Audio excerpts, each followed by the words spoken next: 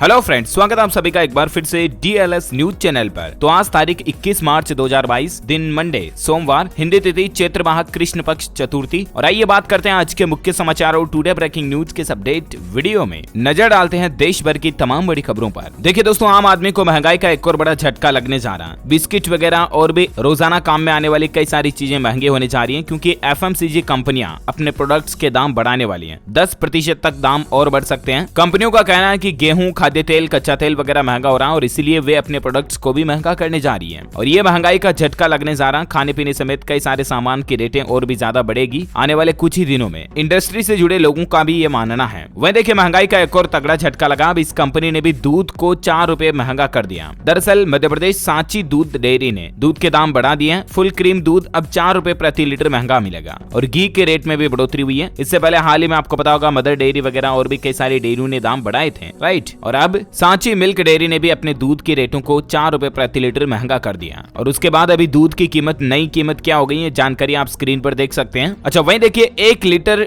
Diesel भी 25 रुपए महंगा हुआ। लेकिन ये आम आदमी के लिए महंगा नहीं हुआ, बल्कि थोक उपभोक्ताओं के लिए डीजल की रेटें बढ़ चुकी हैं। यानी कि जो कॉमर्शियल पर्पज से, इंडस्ट्रियल पर्पज से जो थोक में डीजल खरीदते हैं ना, उनके लिए डीजल अब 25 रुपए महंगा मिलेगा। और इस महंगाई के बाद मुंबई में डीजल की रेट 122 रुपए प्रति लीटर हो गई है। ध्यान रखिएगा, ये आम आदमी, आम ग्राहकों के लिए नहीं है। यानी कि कार, बाइक, मोटरसाइकिल वगैरह में डीजल भरवाने वालों के लिए डीजल महंगा नहीं हुआ, बल्कि जो कंपनीज, फैक्ट्रीज वगैरह में, जनरेटर वगैरह में जो काम में आने के लिए डीजल होता है ना, इंडस्ट्रियल यूज में, वो महंगा हो गया। रिटेल ग्राहकों पर इसका असर नहीं होगा। अच्छा, वहीं देखिए, अमेरिका से इस साल हमारा भारत ज्यादा तेल आयात करेगा। 11% तक तेल में बढ़ोतरी होगी। तो इससे उम्मीद है कि आम ग्राहकों के लिए पेट्रोल, डीजल के रेटों में थोड़ी सस्ती देखने को मिलेगी। अच्छा, भारत के लिए एक और अच्छी खबर आ रही है। भारत बनेगा ई व्हीकल मैन्युफैक्चरिंग का बड़ा हब। इस जापानी कंपनी ने $1.26 बिलियन के निवेश का ऐलान किया है। दरअसल दोस्तों, सुजुकी मोटर कॉर्पोरेशन कंपनी जो है, वो 10,445 करोड़ रुपए का निवेश करने जा रही है गुजरात राज्य में इलेक्ट्रिक व्हीकल्स और बैटरी बनाने के लिए। तो इलेक्ट्रिक व्हीकल्स की लोकल मैन्युफैक्चरिंग भी अब भारत में होने जा रही है। ये एक अच्छी बात है, क्योंकि इससे एटलीस्ट मार्केट में इलेक्ट्रिक व्हीकल का इंफ्रास्ट्रक्चर बढ़ेगा, तो आत्मनिर्भर भारत को बढ़ावा मिलेगा, राइट। वहीं देखिए, 2 अप्रैल को भारत आएंगे इजराइल के प्रधानमंत्री नफ्ताली बेनेट। PM मोदी ने इनको आमंत्रित किया था, तो अब ये 2 अप्रैल को भारत दौरा करेंगे। अच्छा, PM आवास योजना को लेकर सरकार ने कुछ नए नियम बनाए हैं। आप भी जरूर जान ले, वरना PM आवास के तहत मिला हुआ मकान का आवंटन रद्द हो जाएगा। दरअसल सरकार का यह कहना है कि PM आवास में जो अब आपको मकान मिलेगा ना, उसमें आपको कम से कम 5 साल रहना होगा। 5 साल रहना अनिवार्य ही होगा, वरना आपको घर नहीं मिलेगा और आपके नाम का जो रजिस्ट्रेशन है वो भी वापस रद्द कर दिया जाएगा। क्योंकि आपको पता होगा दोस्तों कि बहुत बार ऐसा देखने को मिलता है कि PM आवास योजना के तहत लोगों के घर स्कीम में खुल तो जाते हैं, लेकिन उनके पास रहने के लिए ऑलरेडी घर होते हैं। तो वो क्या करते हैं कि उन घरों को पड़े रहने देते हैं, फिर खंडहर हो जाते वो, या उनको दूसरों को बेच देते हैं। तो इन्हीं चीजों पर लगाम लगाने के लिए सरकार ये नया नियम बनाने जा रही है कि आवास योजना के तहत मिले हुए मकान में कम से कम 5 साल रहना होगा और 5 साल बाद ही आप उस मकान को लीज पर दे पाएंगे, किराए पर दे पाएंगे या और कोई काम में ले पाएंगे। 5 साल तो आपको खुद को रहना पड़ेगा। अगर आप इस नियम का पालन नहीं करोगे तो सरकार का कहना है कि आपको दिए हुए एग्रीमेंट आवंटन का नाम रद्द कर दिया जाएगा, है ना। तो ध्यान में रखिएगा इस बात को। वहीं देखिए, रोजगार के मोर्चे पर एक अच्छी खबर आई है। EPFO ने जनवरी में 15.29 लाख सदस्य जोड़े। मासिक आधार पर इसमें 21% का उछाल देखा गया। अच्छा, स्टार्टअप के लिए भी सरकार ने एक बड़ा फैसला लिया। अब लोन को इक्विटी में बदलने के लिए आपको 10 साल तक का मौका मिलेगा। दरअसल स्टार्टअप इकोसिस्टम को मजबूत करने के लिए मोदी सरकार ने एक बड़ा फैसला लिया है। अब स्टार्टअप के लिए कंपनी में किए गए लोन में निवेश को इक्विटी शेयरों में बदलने की समय सीमा को बढ़ाकर 10 साल कर दिया। और सरकार के इस फैसले से जो उभरते हुए उद्यमी है, कोविड-19 महामारी के प्रभाव से बाहर निकलने में मदद मिलेगी। अब ज्यादा जानकारी इसके बारे में आप स्क्रीन पर देख सकते हैं। वहीं खबर ये भी आ रही है दोस्तों कि केंद्रीय कर्मचारियों को भी गवर्नमेंट बड़ा तोहफा दे सकती है। 7th पे कमीशन के तहत सरकार बेसिक सैलरी को बढ़ाने पर विचार कर रही है। दरअसल काफी समय से केंद्र सरकार के कर्मचारी न्यूनतम वेतन को 18,000 रुपए से बढ़ाकर 26,000 रुपए करने की मांग कर रहे हैं। इसके अलावा फिटमेंट फैक्टर को भी लगभग 2.5 गुना से बढ़ाकर 3.5 गुना करने की मांग कर रहे हैं। तो मीडिया रिपोर्ट्स आ रही कि जल्द ही सरकार फिटमेंट फैक्टर बढ़ाने पर अपनी मंजूरी दे सकती है। देखते हैं, ऑफिशियल अपडेट आएगा तो मैं आपको बता दूंगा। ओके, अच्छा, वहीं देखिए, बड़ी खबर, हिजाब विवाद में फैसला सुनाने वाले जजों को। दरअसल कर्नाटक हाईकोर्ट के जो चीफ जस्टिस, जिन्होंने हाल ही में हिजाब विवाद को लेकर फैसला सुनाया था कि स्कूल, कॉलेज, यूनिवर्सिटी में हिजाब नहीं पहन सकते हैं, तो ये फैसला सुनाने वाले जजों को अब धमकी दी जा रही है। एक वीडियो में उनको कहा गया कि पता है मॉर्निंग वॉक करने कहाँ जाते हैं। इनके साथ ही वकील को इस तरह का धमकी बना वीडियो मिला और उसके बाद सरकार ने इनको Y कैटेगरी की सुरक्षा दी है। अच्छा, कोरोना पर अपडेट देखिए आप। ओमिक्रॉन पर गलत खबरों से सावधान रहें। WHO ने गिनाए इससे जुड़े गुमराह करने जाने वाले 3 फैक्ट्स। दरअसल दोस्तों WHO का कहना है कि कोरोना वायरस को लेकर कुछ गलत सूचनाएं फैलाई जा रही हैं, जिससे लोगों के बीच भ्रम की स्थिति बनी हुई है और इन्हीं का क्लियरिफिकेशन जारी करने के लिए WHO ने कुछ पॉइंट्स बताए हैं। WHO का कहना है कि अभी भी बेहद सावधान रहने की जरूरत है। ऐसा मत सोचना कि कोरोना महामारी खत्म होने की ओर अग्रसर है, इसलिए अभी भी सतर्क रहें। और कोरोना एक कम्युनिटी में पहले खुद को स्थापित करता है और उसके बाद दूसरे इलाकों में भी तेजी से फैलता है। एक रिपोर्ट में WHO ने कहा कि 8% तक बढ़ा कोविड संक्रमण है। महामारी पर वीकली रिपोर्ट में WHO का मानना है कि पिछले सप्ताह के मुकाबले अभी नए मामले जो सामने आए उनमें भी लगभग 8% की बढ़ोतरी देखी गई है और इसका मतलब कहीं न कहीं कोरोना वायरस की चौथी लहर भी दस्तक दे चुकी है। खबर आ रही है कि दुनिया में आई कोरोना की चौथी लहर, तो भारत पर क्या असर होगा, इस पर भी विशेषज्ञों ने यानी कि एक्सपर्ट्स ने एक चौंकाने वाला जवाब दिया है। दरअसल दिल्ली एम्स में वरिष्ठ महामारी विज्ञानी डॉक्टर संजय राय ने कहा कि SARS-CoV-2 एक RNA वायरस है और इसके वेरिएंट में बदलाव होना तय है। उन्होंने कहा कि पहले ही इसमें 1000 से ज्यादा बदलाव हो चुके हैं, यानी कि कोरोना वायरस में 1000 से भी ज्यादा म्यूटेशन आ चुके हैं। हालांकि अभी तक केवल 5 ही ऐसे वेरिएंट आए हैं जो चिंता का कारण बन रहे हैं और खबर आ रही है कि अब भारत में कम होते मामलों के बीच सरकार मास्क पर ढील देने में भी विचार कर सकती है। इसके अलावा WHO का कहना है कि ओमिक्रॉन कोरोना का लास्ट वेरिएंट नहीं है और ये महामारी अभी खत्म नहीं हुई है, मतलब आने वाले दिनों में भी कोविड के मामलों में उतार चढ़ाव बढ़ोतरी देखने को मिल सकती है। एक अमेरिकी सर्जन विवेक मूर्ति का भी ये मानना है। अच्छा, वहीं एक रिपोर्ट देखिए आप, कोरोना से उभरा रियल एस्टेट। 50 लाख रुपए से महंगे मकानों की बिक्री बढ़ी है। 1 करोड़ रुपए से ज्यादा के कीमत के मकानों की भी मांग अब बढ़ी है। अच्छा, अगला अपडेट देखिए दोस्तों, उत्तराखंड के सरकारी विद्यालय व कार्यालयों में अब प्लास्टिक बोतल पर प्रतिबंध लगा दिया गया। केवल इस तरह की बोतलों का ही प्रयोग कर पाएंगे। दरअसल उत्तराखंड राज्य के सभी विद्यालय शिक्षा विभाग के कार्यालय में अब प्लास्टिक बोतल पूर्ण रूप से बैन रहेगी। विद्यालय में पीने के पानी के लिए धातु के वाटर कैंपर की व्यवस्था की जाएगी, यानी कि आप चाहे तो स्टील, एल्यूमिनियम, कॉपर, तांबा वगैरह की बोतल काम में ले सकते हैं, लेकिन प्लास्टिक की बोतल पूर्ण रूप से बैन रहेगी। ठीक है ना। अच्छा, उत्तर प्रदेश से अच्छी खबर देखिए, गरीब महिलाएं आटा मसाला चक्की लगाकर बन सकेंगी स्वावलंबी। योगी सरकार करेगी आर्थिक मदद। दरअसल यूपी की योगी सरकार एक नया प्लान बना दी है। राज्य में 18 मंडलीय मुख्यालयों में प्रत्येक जिले में 125 महिलाओं को इस योजना से लाभान्वित किया जाएगा और इस तरह से कुल 2250 से भी ज्यादा महिलाओं को इस योजना का लाभ मिलेगा, जिसके तहत राज्य सरकार आटा व मसाला चक्की की प्रत्येक इकाई की स्थापना के लिए हर महिला को 20,000 रुपए की मदद देगी। इसके लिए सरकार ने योजना का खाका भी तैयार कर लिया और जल्द ही अनुसूचित जाति वित्त एवं विकास निगम अपनी इस योजना का शुभारंभ करेगी। यूपी से एक और अपडेट आ रहा है कि यूपी में अब आलीशान स्कूलों में पढ़ेंगे गरीबों के बच्चे। 12वीं क्लास तक फ्री में मिलेगा एजुकेशन भी। दरअसल राज्य सरकार ने इस वित्तीय वर्ष में कार्यदायी संस्था PWD को करीब 270 करोड़ रुपए इसी के लिए दिए हैं, ताकि गरीब बच्चों के लिए भी बेहतर क्वालिटी के स्कूल अवेलेबल हो सके। और ये स्कूल इसी साल अगस्त सितंबर 2022 महीने में बनकर तैयार हो जाएंगे, जिनमें स्मार्ट क्लास के साथ साथ टेबल कुर्सियां भी स्मार्ट होगी और स्पेशली गरीब बच्चों को ध्यान में रखते हुए योगी सरकार इस तरह के नए स्कूलों को बनाने की तैयारी भी कर चुकी है। इसके अलावा योगी सरकार ने एक और कल ऐलान किया कि महिला एथलीट्स को मिलेगी 5 लाख रुपए तक की वित्तीय सहायता। उत्तर प्रदेश में महिला खिलाड़ियों के मनोबल को बढ़ाने और अंतर्राष्ट्रीय स्तर पर उनकी खेल प्रतिभा को आगे लाने के लिए योगी सरकार अपने दूसरे कार्यकाल में 500 करोड़ रुपए की लागत से state talent search and development scheme भी शुरू करने जा रही है। और मुख्यमंत्री कार्यालय की ओर से कल ही रविवार को इस बात की जानकारी दी गई कि अब जो महिला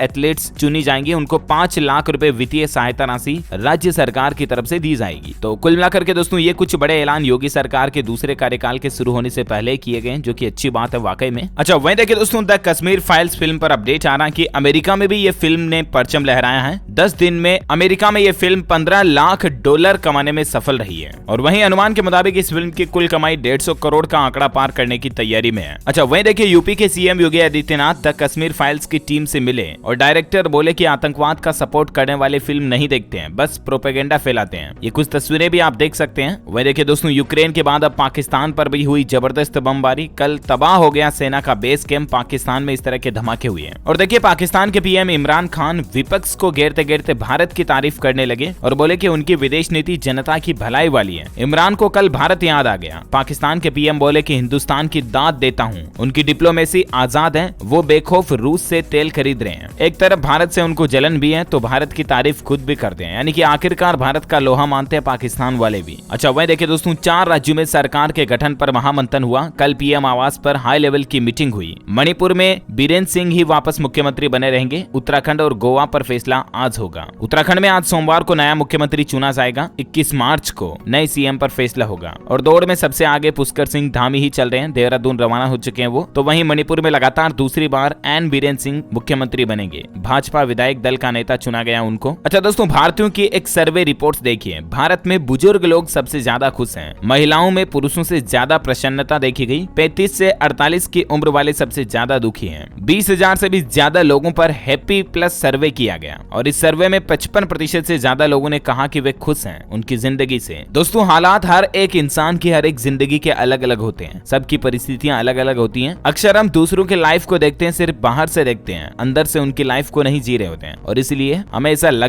है कि दूसरों की जिंदगी हमसे कितनी बेहतर है। वो कहते हैं ना, पुरानी कहावत आपने सुनी होंगी कि दूर से पहाड़ अच्छे लगते हैं लेकिन जब पास जाके देखते हैं तो वही कंकर मिट्टी पत्थर। तो कहने का मतलब यही है कि ईश्वर ने हमको जो जिंदगी दी है उसमें हमें खुश रहना चाहिए, संतुष्ट रहना चाहिए और उसको बेहतर बनाने में कर्म करते रहना चाहिए, ना कि दुखी दुखी खेलना चाहिए, राइट। अच्छा, वहीं देखिए दोस्तों, भारत के लिए एक बड़ी गौरव की बात है। एशिया का सबसे बड़ा फोसिल्स हेरिटेज साइट बनेगा छत्तीसगढ़ राज्य। 28 करोड़ साल पुराने समुद्री जीवाश्म किए जाएंगे संरक्षित। फोसिल्स मतलब जीवाश्म, जो करोड़ों साल पुराने जीव जंतु दब गए हैं उनके अवशेष निकाले जाएंगे छत्तीसगढ़ के समुद्री इलाकों से। अच्छा, इन्वेस्टमेंट करने वालों के लिए अच्छी खबर है। 24 मार्च को खुलेगा रुचि सोया का IPO। प्राइस बैंड 615 से 650 रुपए तय किया गया। अगर आप भी निवेश करना चाहते हैं तो योग गुरु बाबा रामदेव की अगुवाई वाली पतंजलि आयुर्वेद के स्वामित्व वाली कंपनी रुचि सोया में इन्वेस्ट कर सकते हैं। इसका IPO आने जा रहा है 24 मार्च को। कंपनी का मकसद है 4,300 करोड़ रुपए तक जुटाने का। अच्छा, खबर तो ऐसी भी आ रही दोस्तों की क्रिप्टो करेंसी को भी सरकार GST कानून के तहत ला सकती है। ट्रांजेक्शन वैल्यू पर अभी कुछ पेच फंसा हुआ है, उसको सोल्व करने में लगी है गवर्नमेंट। अच्छा, राजस्थान से खबर आ रही है। सभी 11,000 पंचायतों में काम ठप पड़ा है और इसके कारण 22 मार्च को विधानसभा का घेराव करेंगे सरपंच। 22 मार्च को 11,000 सरपंचों के साथ सरपंच संघ विधानसभा का घेराव किया जाएगा क्योंकि अधिकतर पंचायतों में विकास कार्यों पर ब्रेक लगा हुआ है, रुके हुए हैं और इसलिए CM के सामने वो अपना मुद्दा रखेंगे। तो वहीं राजस्थान में शराब की दुकानों की ऑनलाइन नीलामी भी शुरू होने जा रही है। 22 से 25 मार्च तक होगी नीलामी। 4 चरणों में आयोजित होगी पूरी प्रक्रिया। 239 शराब की दुकानों के ठेके नीलाम किए जाएंगे बचे हुए जिलों में 22 से 25 मार्च तक।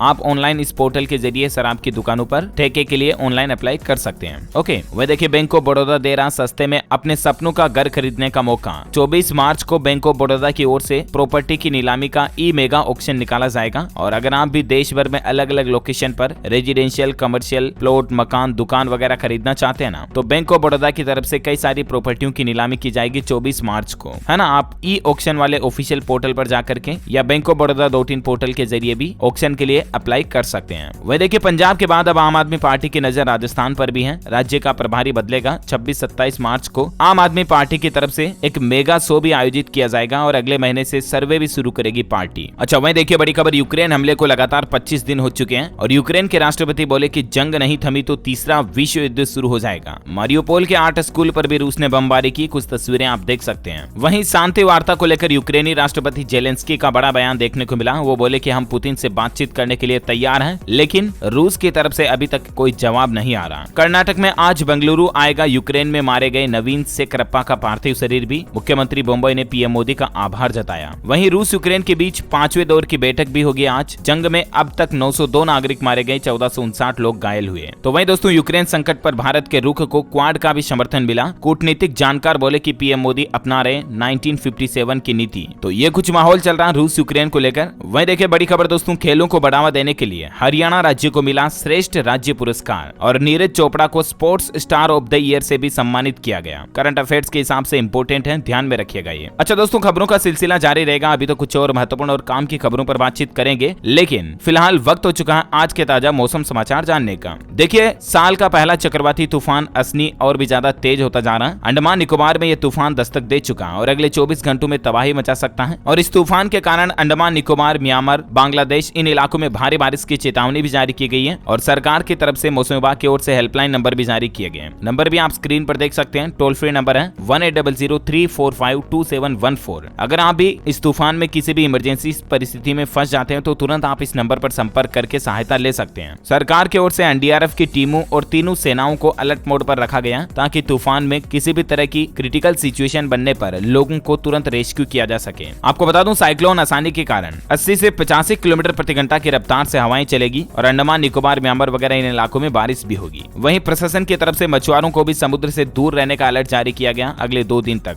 मछुआरों को बंगाल की खाड़ी में न जाने की सलाह दी गई है। देखिए, संपूर्ण भारत का आज 21 मार्च 2022 का मौसम पूर्वानुमान आखिर क्या कहता है। तो आपको बता दूं, अगले 24 घंटों के दौरान इन इलाकों में तो तूफान की वजह से बारिश की संभावना है। इसके अलावा भी तमिलनाडु, केरल, दक्षिण आंतरिक कर्नाटक, उत्तरी आंतरिक कर्नाटक, कोंकण, गोवा, मध्य महाराष्ट्र में भी हल्की मध्यम बारिश और गरज के साथ बौछारें पड़ सकती है। तेलंगाना, विदर्भ और छत्तीसगढ़ के भी अलग अलग हिस्सों में हल्की बारिश की संभावना है। बाकी राजस्थान, गुजरात सहित मध्य प्रदेश में तापमान गिरेगा और कई स्थानों पर लू की स्थिति में सुधार होगा। अच्छा, मौसम के बाद कोरोना अपडेट देखिए आप। भारत में पिछले 24 घंटों में 1761 नए कोरोना के मामले आए, जबकि 127 लोगों की मौत हुई। वहीं खबर आ रही दोस्तों की जल्द ही कोविशील्ड की दूसरी डोज भी लगना शुरू हो जाएगी। दोनों खुराक के बीच का समय घटाकर 8 सप्ताह करने की भी तैयारी चल रही है। जहां पहले 12 सप्ताह तक का समय था, लेकिन इसको घटाकर सरकार 8 सप्ताह करने की तैयारी भी कर रही है। यानी कि अब 8 से 16 सप्ताह के बीच आप कोविशील्ड की दूसरी डोज लगवा पाएंगे, ऐसे भी मीडिया रिपोर्ट्स आ रही है ना। वही देखिए दोस्तों, भारत ऑस्ट्रेलिया वर्चुअल शिखर सम्मेलन होगा आज। 1500 करोड़ के निवेश का ऐलान करेंगे पीएम स्कॉट मॉरिसन। दरअसल भारत और ऑस्ट्रेलिया महत्वपूर्ण खनिजों के क्षेत्र में एक समझौता ज्ञापन पर हस्ताक्षर करेंगे। आज प्रधानमंत्री नरेंद्र मोदी और ऑस्ट्रेलिया के प्रधानमंत्री स्कॉट मॉरिसन के बीच एक बैठक होने जा रही है और इस बैठक में भारत के हित के लिए कई बड़े फैसले लिए जाएंगे। जानकारी आप देख सकते हैं। वह देखिए, मजदूरों की देशव्यापी हड़ताल होगी 28 व 29 मार्च को। आम सभा में एकजुटता का प्रदर्शन किया। जनता बचाओ देश बचाओ नारे के साथ केंद्र सरकार की नीतियों के खिलाफ पिछले साल 11 नवंबर को ही भारतीय श्रमिक सम्मेलन की तरफ से देशव्यापी हड़ताल का निर्णय लिया गया था और अब उनका कहना है कि 28 और 29 मार्च को 2 दिन की अखिल भारतीय आम हड़ताल का निर्णय लिया गया। वह देखिए, आज जारी किए जाएंगे गेट 2022 परीक्षा के स्कोर कार्ड। आप ऑफिशियल पोर्टल से डाउनलोड कर सकेंगे। अच्छा, बॉलीवुड से खबर आ रही दोस्तों की राजामौली की RRR फिल्म को मिला यूए सर्टिफिकेट। 25 मार्च को रिलीज होगी सिनेमाघरों में। साथ ही देखिए, आप बिना इंटरनेट भी कर सकेंगे ऑनलाइन पेमेंट। एनपीसीआई लॉन्च करने जा रहा है यूपीआई लाइट। दरअसल national payments corporation of India offline payment जल्द ही एक नई सुविधा शुरू करने जा रहा है। इस सुविधा का नाम होगा यूपीआई लाइट। ये यूपीआई का ही एक वर्जन होगा। इसे छोटे ट्रांजैक्शन के लिए इस्तेमाल किया जा सकेगा और ये स्मार्टफोन के लिए एक नया ऐप होगा। यूपीआई लाइट के जरिए आप बिना इंटरनेट के भी यूपीआई का ट्रांजैक्शन कर पाएंगे। जिस तरह से हाल ही में सरकार ने 123 पे यूपीआई वगैरह की सुविधा शुरू की थी ना फीचर फोन के लिए, उस तरह से है ये स्मार्टफोन के लिए। तो बहुत जल्द एनपीसीआई की तरफ से ये नई फैसिलिटी भी मिलेगी आपको। अच्छा, वहीं देखिए, राजस्थान में राम दरबार लगे गेट को तोड़ने पर विवाद हो गया। हाईवे बनाने के लिए इस गेट को गिराया जा रहा था तो हिंदू संगठनों का कहना है कि वो आंदोलन करेंगे। हालांकि पीडब्ल्यूडी ने दोबारा गेट बनाने का आश्वासन भी दिया। राजस्थान चूरू के सुजानगढ़ में राम दरबार लगी मूर्तियों के प्रवेश द्वार को गिराने का मामला तुल पकड़ता जा रहा है। सोशल मीडिया पर यह वीडियो शेयर होने के बाद हिंदू धर्म के लोगों ने आंदोलन करने की चेतावनी दी है और इस पर कंट्रोवर्सी पैदा हो रही है। अच्छा देखिए, केट के एक सर्वे में पता चला कि भारत में 90% लोग 1000 रुपए से कम कीमत के जूते पहनते हैं और इस सर्वे के बाद व्यापारियों का कहना है कि 5% ही जीएसटी लगाना चाहिए जूतों पर। अच्छा, वहीं देखिए, छत्तीसगढ़ में पीएचई मंत्री बोले कि 2023 तक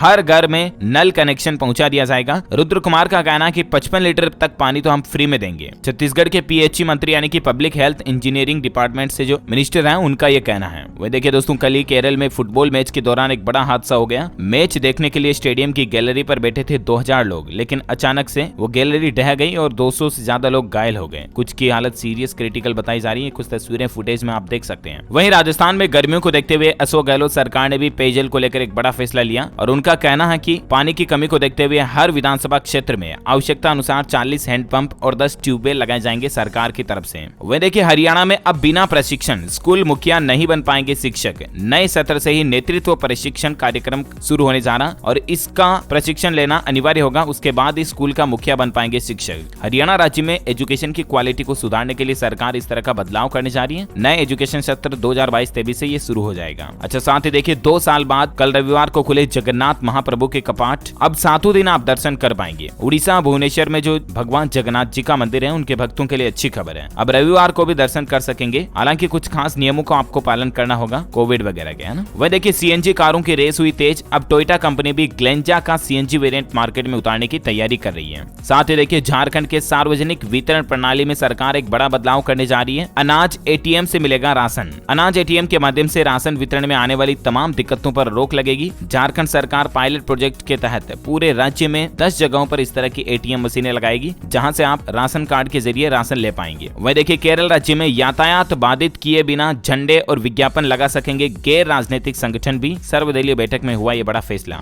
वह देखिए, फिर से एक बार भारत पाकिस्तान आमने सामने होंगे। 27 अगस्त से एशिया कप टूर्नामेंट शुरू होने जा रहे हैं। उसमें भारत और पाकिस्तान की टीमें भी हिस्सा लेगी। ओके दोस्तों, तो इस कड़ी में आज दिन भर की तमाम बड़ी खबरें, मुख्य समाचार, टुडे ब्रेकिंग न्यूज का अपडेट वीडियो यहीं फिनिश होता है। और हाँ, आप मुझे कमेंट करके बताइए दोस्तों की वो कौन सा मैच था जिसमें युवराज सिंह ने लगातार 6 बॉलों पर 6 छक्के लगाए। किस साल खेला गया ये मैच? कमेंट करके बताइए मुझे। जो लोग इस सवाल का सही जवाब इस इस वीडियो के नीचे कमेंट में देंगे ना, वो रैंडमली सेलेक्ट होने पर आप हमारी DLS न्यूज टीम की तरफ से जीत सकते हैं एक शानदार सरप्राइज गिफ्ट, जिसमें आपको mobile, computer, laptop, tablet, PC, gadgets वगैरह कुछ भी जीतने का मौका मिलेगा। इसके साथ ही अगर आपको वीडियो अच्छा लगा तो इसे लाइक करना और शेयर भी करना अपने दोस्तों के साथ फेसबुक और व्हाट्सएप पर। और हाँ, आप हमारे चैनल DLS न्यूज को सब्सक्राइब करके बेल आइकॉन भी जरूर दबा देना, ताकि आपको रोजाना के ताजा अपडेट्स और काम की खबरें तुरंत आपके मोबाइल पर मिलती रहेगी। Thank you, take care, good bye, जय हिंद, जय भारत, वंदे मातरम।